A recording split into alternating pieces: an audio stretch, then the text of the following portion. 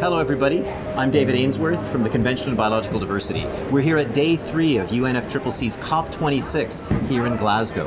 And we're going to be talking to Debbie Bassett, who's joining us from the Scotland Nature Agency. Debbie, good to have you on board. Great to be here, David. Good. Thank you. So Debbie, what is the link between nature and climate? Why should we care? Why should we have these discussions here at COP? Well, nature and climate have coexisted for millennia.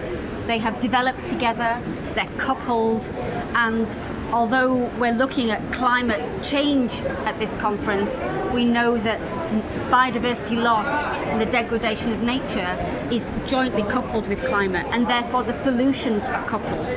We need to restore nature if we're to meet our climate change targets. Now, you talk about restoring nature. What does that practically mean?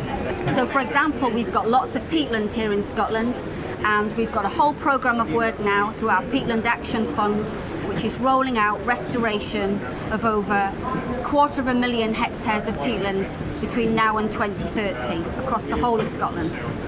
Why are peatlands important for climate change? They soak up an enormous amount of carbon and they lock it into the peaty soils that they generate below. So now a whole programme of restoration is in place to not only lock that carbon into the soil again, but also to encourage that carbon storage to increase and to improve the biodiversity of this amazing habitat, which contains some very special species. So talk to me about the involvement of local communities in these actions. And so we're trying to roll out conversations across Scotland that involve local communities and stakeholders to understand what their nature-based solutions might be.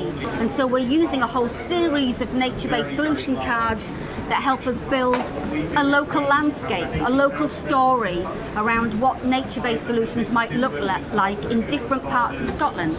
So these cards allow communities and stakeholders to organise a virtual landscape made up of nature-based solutions that helps you see visually what the future might look like.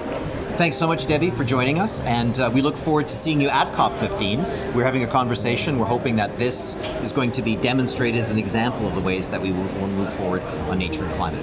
Thanks very much, everybody. Thank you.